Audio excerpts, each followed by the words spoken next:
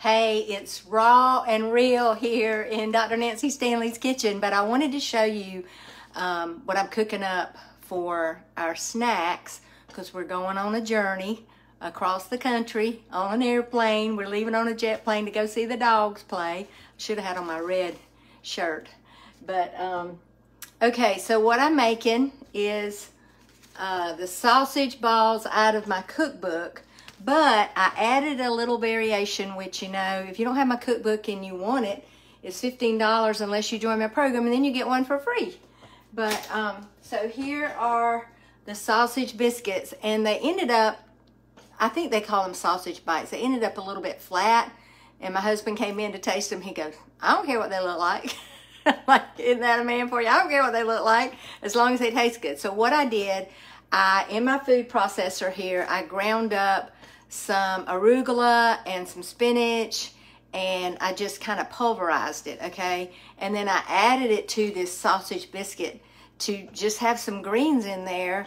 And so I've got a big pan of them over here. I'm gonna take them up and put them in a Ziploc bag for us to have to eat, because last year the lunch on the plane, even though it was a chartered plane, was so awful. I'm like, oh my gosh, I absolutely cannot eat this. I watched my husband kind of try to take it apart and find what was good, but it was a sandwich, a big old thick, dry sandwich with a little bit of meat and granola bars and things that just are not healthy. And when you go on a trip like that, you want to feel good, and you don't feel good if you're not eating healthy. Hey, Dolores, good to see you. Okay.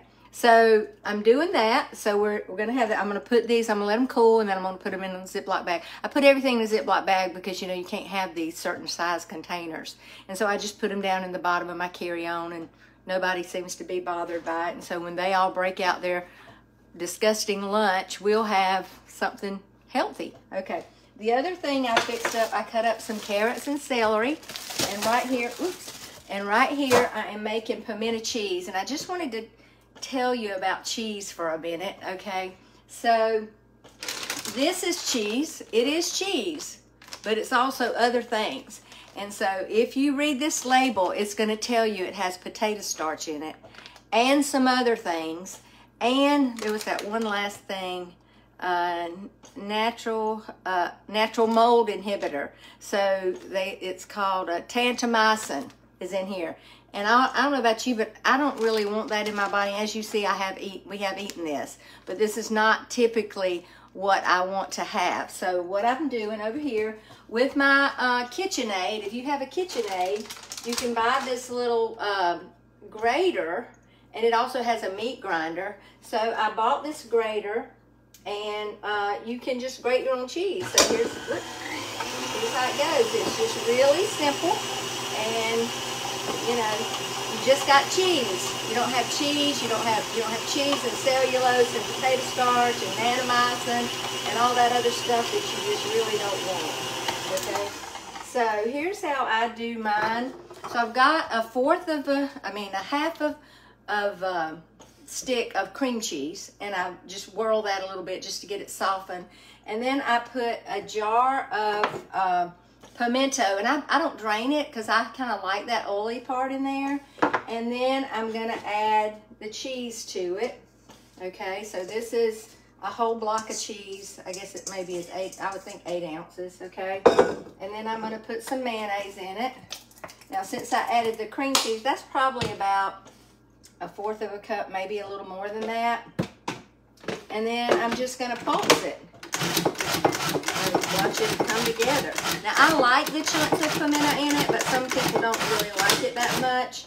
So, and then, you know, I'll add a little bit of, I'll taste it, see if it needs salt. I'll add some pepper. And occasionally I will put a couple of, maybe 3 drops of Splenda, because sometimes I like mine a little bit sweet. Not real sweet, but just a little bit of sweet. But let me just taste it. Wow, that's perfect. Doesn't need any salt. Could have used a little pepper. Doesn't need any sugar. And we're going to have that. I'm going to put that in a Ziploc bag too. And maybe I'm going to have one for James and one for me. And we're going to have that on the plane. I also have toasted some pecans. These are delicious. I'd like to say Georgia pecans. They're not Georgia pecans. They're North Carolina pecans. They came from my brother's house. He gave me 2 big buckets. I took them and had them cracked, and I toasted these, and I'm going to put these in Ziploc bags too. In fact, I've already done that. I toasted them. Y'all know my recipe for making sure you never burn pecans again. You turn the oven on 375. When it gets, you put your pecans, lay them like single layer in a cookie sheet. You let it come to temperature, turn it off, and stick your pecans in. And then if you forget them the next morning and you open up, don't preheat your oven, and you open, there they are, and you didn't burn them. I have burned so many pans of pecans, but I haven't burned them in probably 3 years since I learned this recipe. And in about 15 minutes they're ready. And then I take a tablespoon of butter and I just toss them in the butter. Sometimes I don't even put the butter. And then I use real salt. If you haven't seen my videos about real salt, this is the only salt you want to use. And why? Because it has trace minerals in it. Your other salt is going to be stripped of all the minerals, and we need all the minerals we can get because our food is so stripped of minerals, even down to, well, I'm about to spill that out, even down to our salt. So you want to use real salt. You can order it from Amazon. Somebody did tell me the other day that they found it at Walmart, so I don't know, we'll see. Now, what I'm going to do, I'm going to spoon out some of this, and here, I'm just going to do an experiment. This is how you create great recipes.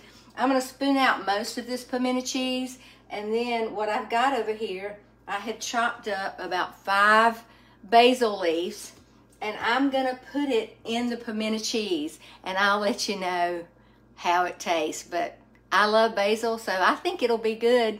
I'm not sure who else in my family will like it, but I love basil. One of the reasons I do different spices and different fresh things, you see I've got my little black basil plant. This is an organic basil plant that I got at Sprouts, is using like celery and basil and rosemary. And we did a rib roast for prime rib for Christmas, and you put a lot of different variable,